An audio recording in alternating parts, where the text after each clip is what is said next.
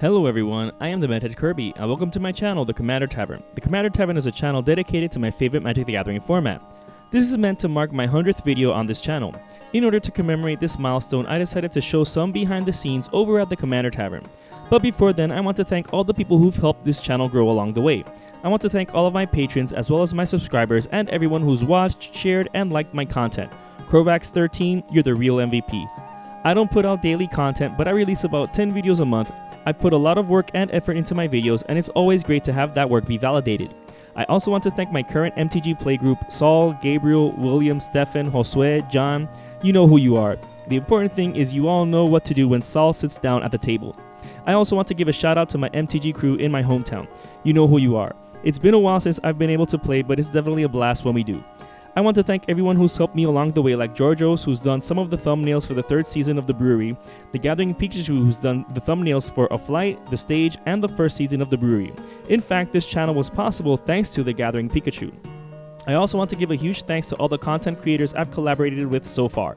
I've been on an episode of the Command Palace podcast, I've played some games on the stage with Hamster from Space and Shadowland from EDH Silver, as well as a Barkeep Upkeep episode with them. I've been a guest on Split Second, as well as having Cicada and Luis from Split Second as guests on the stage. I've also played games with Juan from Manadork. It's been so much fun playing with such skilled content creators, so definitely check out their content if you have a chance to. I also want to thank all my fans who've joined my Discord.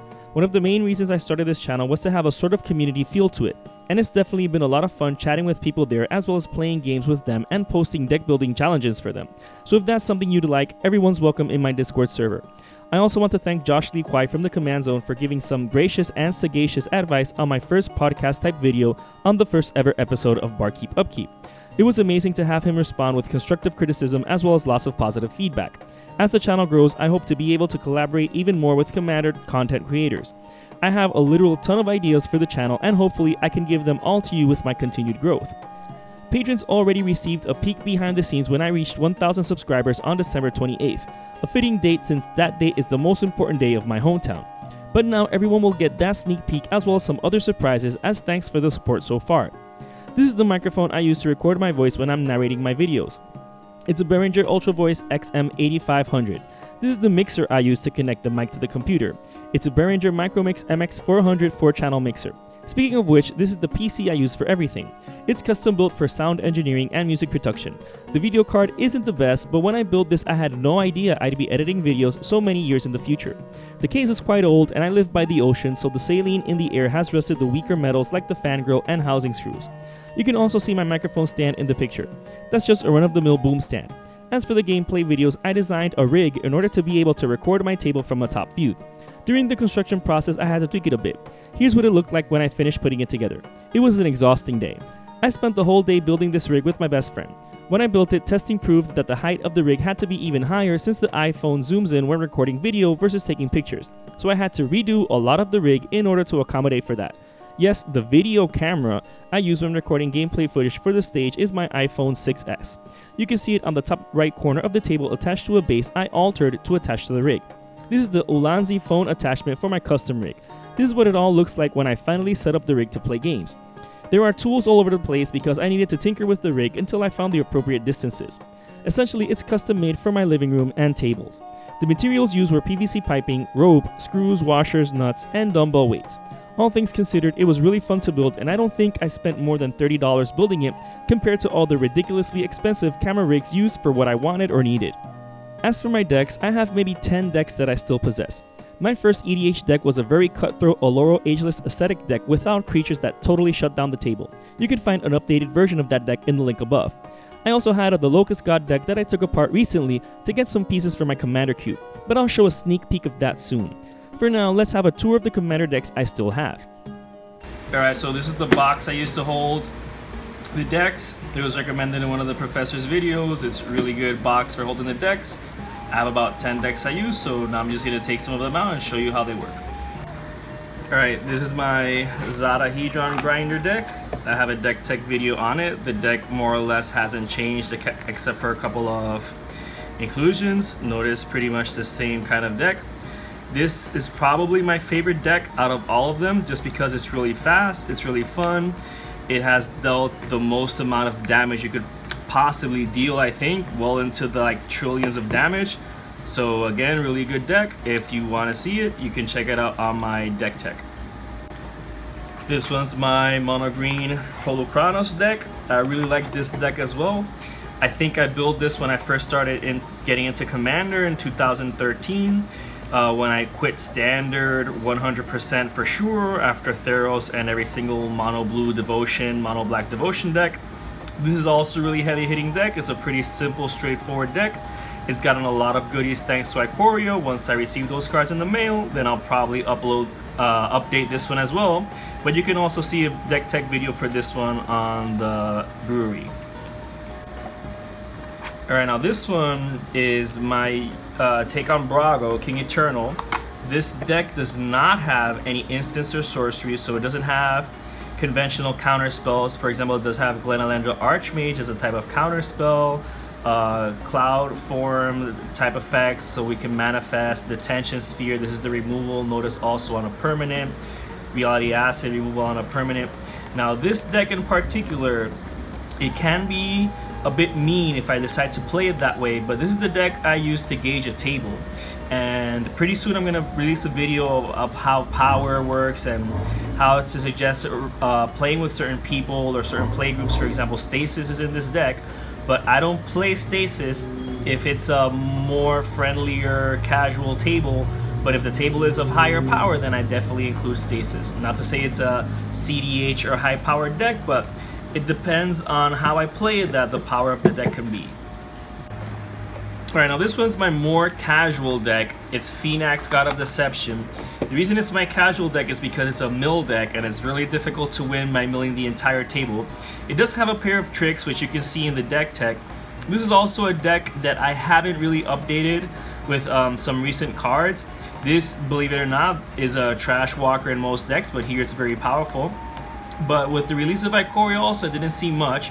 That's one of the things with theme decks, is that it's really difficult to update them with new cards from newer sets, but at the same time, that means that you really don't have to worry about updating them. I think the most recent update to the deck was right here, including Crashing Drawbridge from Throne of Eldraine. Alright, now here's my Mazarek Kraul Death Priest. Now this is a deck I really like playing just because it stacks effects, but not in a sense that it's too unfriendly or too impossible to deal with. That being said, it does get rid of creatures fairly consistently. I do like the deck and how I can make super huge creatures really quickly, put a bunch of +1/+1 counters. I'm abusing the stack at all times, though it's important when you pilot a deck like this to keep in mind those things about the stack and how the interactions occur. Lots of new cards in Ikoria that I'm going to update this deck with once they appear in the mail. So this is a deck that I am constantly updating because there's just so many different amazing cards to run with this type of strategy that I have for this particular deck. Now this one's my Edric Spymaster of Trust. Now I was fortunate enough to crack a foil version of Edric in a conspiracy booster, and since then I know I had to build this, just your typical unblockable weenies deck. It does have a lot of counter spells and interactions in order to protect the board state. I would say this is also one of the fastest decks I have. It's also very political, since a lot of people do want to take benefit of being able to draw cards from hitting each other with Edric. It's not your typical Edric build though, since I do have a couple of other alternate win cons with it, just in case things go south. But you can see me play this video also in one of the episodes of the stage, as well as see the complete deck tech in one of the brewery episodes. Also another deck that has not been updated fairly recently because there aren't really any new cards that are for this deck. Now this is my CDC Brewed Tyrant deck. Now this particular deck, I have a primer for it on MTG Salvation that I moved to MTG Nexus. Now this is the deck that I think I have been tinkering with the most, even though it's not really the oldest deck, but it is one of the oldest decks I have. The moment CDC was spoiled, I know I had to build around her. Now this deck has so many different interactions that with all the years I've been playing this deck on a cockatrice, in real life, all the changes I've made to it, from the budget changes to updating it with a bunch of new cards, this is possibly also one of my favorite decks to play with, just because the path to victory is so different, and it's just one of those puzzle decks that's really fun to pilot because of all the different possible interactions with it. Now this is my Atraxa Super Friends deck. Now this is a deck that I built out of the Atraxa Precon, the one when I got the Precon. Now this is a deck that has a whole bunch of Planeswalkers on it. I think this is possibly the one I update or make changes to the most, just because every now and again a powerful Planeswalker comes along that really fits the deck, like Oko. Fortunately, I waited until Oko was banned everywhere because I saw that coming from a mile away, as did most people. But this is a really fun deck also. It's something different. It's a bit powerful, but at the same time it does have that small disadvantage and weakness of being weak to creatures, which is why of course it has Silent Arbiter and Guard Gomazoa. Spike Weaver, of course, a strong card in here.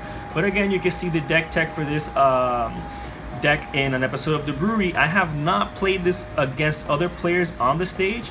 I did use it on the stage against one of the challenge decks, or well, I should say all of the challenge decks, but you can see that video also. Hopefully in a normal episode of the stage you'll be able to see me pilot this version of Atraxa.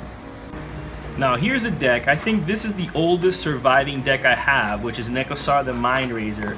Now I got this Precon, the second Precon I got in 2013. The first one I got was a Laurel, which I mentioned earlier. Now I haven't made a deck tech on this one yet. It's a Wheels deck, typical Nekosar deck, because I have yet to play it on the stage. But once I use this deck on the stage and you guys can see it in action, then I'll definitely make a deck tech video on it. But this is a deck that I'm really dying to play. It's a bit powerful, but it's definitely a deck that I want to showcase on an episode of the stage as well as the Brewery afterwards.